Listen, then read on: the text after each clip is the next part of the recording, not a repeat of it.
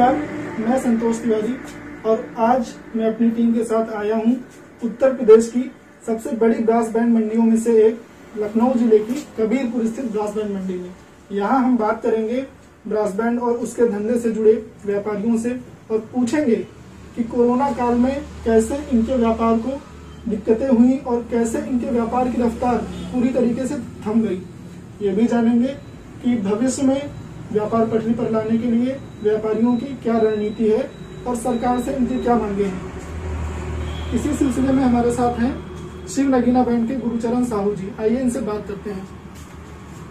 नमस्कार, क्या नाम है आपका? गुरुचरण लाल साहू, शिव नगीना ब्रास बैंड का ओनर है। और हमारी जो बैंड कबीरपुर बैंड एसोसिएशन उसके हम चेयरमैन हैं, ये भी चेयरमैन हैं, उपाध्यक्ष जी हैं। और हम लोगों की जो मांग है, जैसे कि नवंबर दिसंबर में शादियां हैं, अप्रैल मई जून में शादियां होने पर वो पर्चे भी लगे हैं। अब कस्टमर मांग रहा है कि हमको इधर शादियां जो जिसकी बनी उनको भी देना है। दूसरी बात पड़ती है कि जो आगे जनवरी फरवरी में भी जून तक मई जनवरी फरवरी मार्च शादियां नहीं है, तो इसी में शादियां होना है।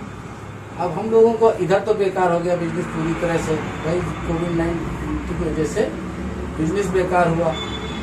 हम लोग ये चाहते हैं कि सरकार अगर जो भी गाइडलाइन बढ़ा दे, थोड़ा सा 100 की जगह 200 कर दे, या फिर परमिशन के लिए बिल्कुल अलाउ कर दे, खास करके ब्रास बैंड और डीजे वालों के लिए, ताकि हम लोगों की रोजी रोटी चल सके। अन्यथा पूरा एक साल बीत जाएगा, एक साल हो जाएगा, क्योंकि आगे अप्रैल में ही शादी, अप्रैल से बंद हुई, अप्रैल में ही शादियां हैं। तो इस बीमारी के तहत हम लोगों का जीवन, हमारे लोगों के साथ जुड़े तमाम कलाकार, तमाम लेबर, लाइट वाले, गाड़ी वाले, ऑपरेटर सब जुड़े, तो उनको भी रोजगार मिल जाए, जिससे उनको 2-3 महीने आगे खाना पीना चल जाए, उनके बच्चे परिवार अपना सुकून से चला पाए। क्योंकि जो इस लाइन में है ज्यादातर वो और कोई काम करता नहीं, खेती बाड़ी ज्यादा किसी के पास है नहीं, किसी के पास 1-2 बीघे है, तो उससे कितना क्या कर पाएगा। परिवार चलाना है, बीमारी देखना है, सब देखना पड़ता है। तो यही हमारी गुजारिश है सरकार से कि सरकार इसमें कुछ छूट दे, ताकि हम लोग थोड़ा धीरे धीरे करके पटरी पर आ जाए। फिर आने वाले मतलब आगे जो भी होगा वो तो देखा जाएगा, लेकिन इस बीच में पूरा 6 महीना इधर निकल गए, 8 महीने बाद ये लगन आ रही है, 8 महीने बाद फिर 3 महीना कुछ नहीं, तो ये हो जाना चाहिए। जय माता दी बहन। अच्छा, सरकार से आपकी क्या मांग है? सरकार से मांग हमारी यही है कि किसी तरह से ये बैंड को जो है किसी नियम के हिसाब से चालू कर दिया जाए, ताकि हम लोगों की रोजी रोटी धीरे धीरे से चालू हो जाए।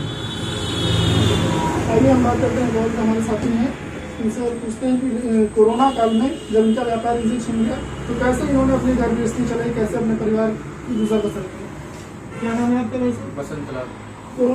कोरोना काल में कैसे अपने रोजगार बदल कर आपने अपने परिवार को भरण पोषण कैसे किया?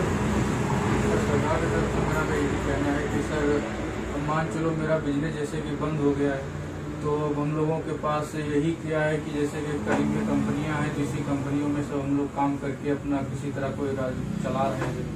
और अगर जैसे ये कंपनियां भी कुछ महीने चली, उसके बाद में फिर लॉक हो गई, तो हम लोगों को ज़्यादा दिक्कत हो गई। उसके बाद में फिर हम मान चलो खुल रही है, तो धीरे धीरे किसी तरह निपटा रहे हैं और काम चल रहा है। लेकिन सरकार की तरफ से यही कहना है कि ये जो हम लोगों का बिजनेस है, ब्रास बैंड वगैरह है, तो इसको जहाँ तक हो सके इसको एकदम क्लियर कर दीजिएगा, ताकि हम लोगों को दिक्कत ना हो, क्योंकि अब बहुत दिक्कत हम लोगों को आ गई है। तो मेरा कहना ये है।